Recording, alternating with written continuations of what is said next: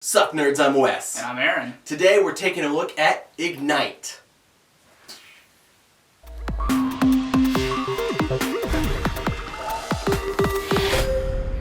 Ignite is on Kickstarter, or maybe you already missed it, but it is a deck building game with miniatures and battling and deck building.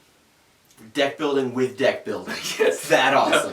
But it's a miniatures war game in a sense that you deck build with, and there are a number of cards out, very similar to Dominion, where you just have a set lineup where you're going to be drafting whatever card you can afford that you're going to use for your deck. Even with the intro cards that they recommend for your first game, there are diverse ways in how to fight. Like, you don't have to just pick one way to battle. Like, there are a lot of arrows and the bow that you can use together, but there are other ways around that. You can get a lot of the melee cards, or you can get a couple of the magic spell cards and really do damage in whichever way kind of fits the playstyle that you prefer. And it is really cool with the bows and arrows, the way that mechanic works in this game, because you buy a bow card and you buy arrow cards, and in order to use them, you have to have them in the same hand of cards. So with that hand, you play, okay, I have a bow active now, and now I can launch as many arrows as I have in my hand through said bow,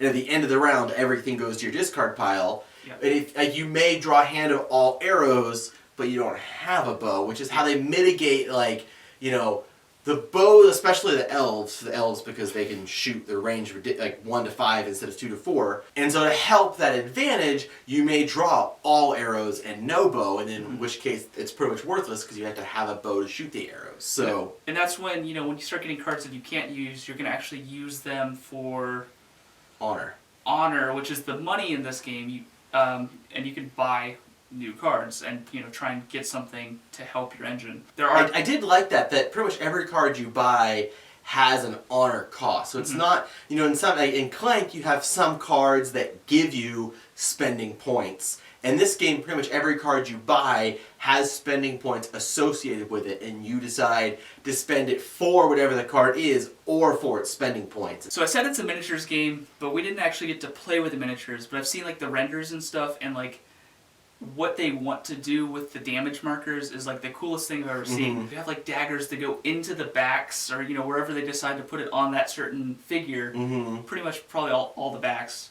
But just stab them and you're like, oh, I can see that you put damage into them. And I think these things are gonna be beautiful once they're all painted up and stuff too. And then you have these different daggers, and then for the poison dagger, paint that one green or something. I think they're gonna have green daggers in the game. But if you're painting it, give it a little special flair. It reminds me of, have you ever seen the knife block?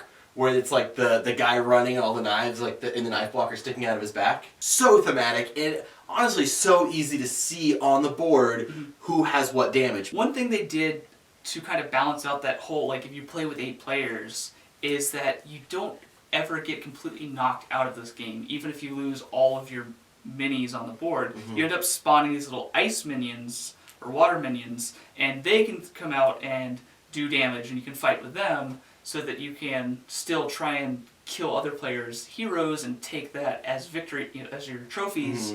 And maybe you can still win, even though you were the first one knocked out or something. Yeah, because you don't get to use your deck anymore. It's no longer a deck builder game. You basically become almost like an NPC on the board. But you can still win. They've got a really cool map design in this game. You've got different types of terrain, and they're just all these tiles that you fit together to become the map.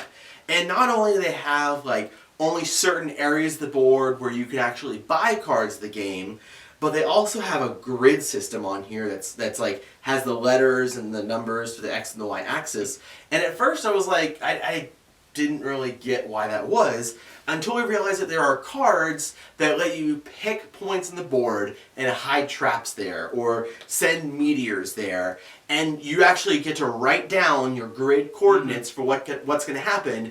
And at some point during the game, you can reveal, oh, you stepped on my trap. See, it was right here. Yeah. Now this crazy thing happens to you. Which is really unique, because typically you can, add tokens to the board or something. But with that grid system, it's not an honor system of, no, I promise I did hide a trap there. Yeah, I wrote down a trap, and now it's there. It's kind of almost hidden movement-esque. You're okay, you better not go there. Or with the meteor strike, which was definitely a key in helping me catch up in the game we played. That, I'm like, okay, he's got his guys there, and there. Which one do I think he's not going to move? And then like, okay, Meteor Strike is going to go at J7. I'm not going to say it out loud, but... You can only buy cards with however many characters you have in the market on the outside of the ring. So if you have 3 guys, you can buy 3 cards. If one of the guys is in the center of the board, you can only buy 2 cards. But in a bigger map with 3 or more players, you have a bigger board, so you get the bazaar at the middle of the board. And not only can you buy cards in that place, you can also trash cards for whatever you spent for them. So if you want a card and said, okay, I want to buy this card, but it's only going to be useful early game. Once the game progresses, I don't really want it anymore. You can then go to the center of the board and sell that card back for what you paid for it. Or all of your starter cards also have money, like they have a cost, even though you don't have to buy them. So you can go and sell them at the bazaar for like a bigger point card. So you're like, all right, well, I'm going to sell off some of these starter cards and buy something bigger, which is a really cool mechanic that helps. Like, I love it when deck builders let you cull cards out of your deck and really refine it. But that aspect, it's really cool and unique. I haven't really seen that before. And it also, again, makes a target in the middle of the board. Like, people are going to be there selling cards, so it's going to encourage more fighting, more bloodshed, more death. Speaking of culling, there are a couple cards that you start with that are the shields. When you use this to block a weapon that's attacking you, you actually trash this card. So you can either use it, like you were saying, go to the bazaar and try and sell this thing off and get 3 for it, or if you had the weapons dealer in play, he allows you to sell cards very similarly to the bazaar.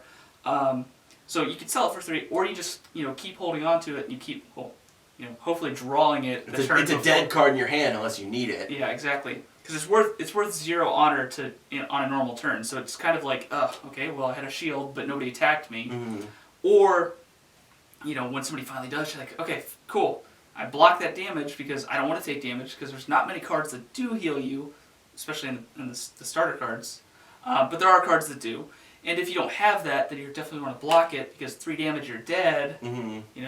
But it breaks your shield in the process. Yeah, it's just like, shield's gone, out of the game. This game also has the option to play with the title cards, which instead of having a whole deck, it's just there's 1 card of that type in the game, of each title in the game. And so there's a cost to buy them, which is 5, and that gives me a constant ability. So like every turn I can draw more cards, or every turn I can use a card for honor twice, or every turn I can steal a card from another player and use it on that turn. And the way it works though is anybody can then buy that card out from underneath me for a higher cost, and it goes 5, 7, 9, 11, 13, 15, 17, and it just keeps going up. And they don't like pay me, they pay the bank. So it's not like I get a benefit for it. But it makes it really interesting because a lot of those cards are like game changing. Like the ability to steal a card from somebody else, and it still goes back to their discard pile. It's not like I just keep getting all these cards. But that means that I get an additional card and they lose a card. So I essentially have 2 more cards than them every turn. So that is going to make a target on my back. People are going to want to buy that out from underneath me because that can make or break the game for you. But the fact that it keeps getting more expensive, like you almost don't want to be the first person to buy it. Because if I buy it for getting 5 or 7 spending points every turn is not super difficult. It's not happening every single turn. No. But 5 is pretty easy to get. 7 isn't unheard of. But to get 9 or 11 is kind of like a power play turn. So once if you're the 3rd person to buy it for 9 and now it costs 11 for someone to take it from you, there's a good chance you're going to hold on to that card for a long time. Unless somebody has the one that lets you double the honor of 1 card, and they're like, oh, I'm going to double this 3, so that's 6. And then, it does become very ridiculously hard to buy that title from somebody else. I loved adding that layer into the game. It's like an asymmetrical ability that is buyable. So every race that you choose has a different player ability as well that you'll be playing with that nobody can take from you. So those are really interesting. Everything, slightly different. The elves shoot farther, the dwarves Melee damages. Yeah, the melee damage is more. They do an extra damage. The little cat guys one of them can move 2 spaces. The rats start with 5 players on the board instead of 3. They'll die a little easier, but you just have more dudes. Yeah. The pandas can, they can start the game with actual better cards in their deck. Like they, discard some of their starter cards to start with better cards. And I think with having all of that, having the different race abilities, having these character abilities that you can get with the titles, having a deck builder, having miniatures, like it's just the culmination of so many great things. I really did enjoy playing this game. I can't wait to see the production value copy with the minis, with the daggers in their back, and the board. Like, this is very obviously a prototype board. It's funny because all these boards we get, the colors are all like the exact same. Like, obviously the prototype printer is like, these are the colors that their printer's printing. Yeah. And they're all kind of dull. So seeing the colors like pop and they're vibrant, because the artwork on the cards is just like next level. The fact that they have like, dwarves and humans and elves, but also a lot of like anthropomorphic, like the cat people are cats and there's centaurs and there's orcs and like it's a really cool art style. I love the theme to it.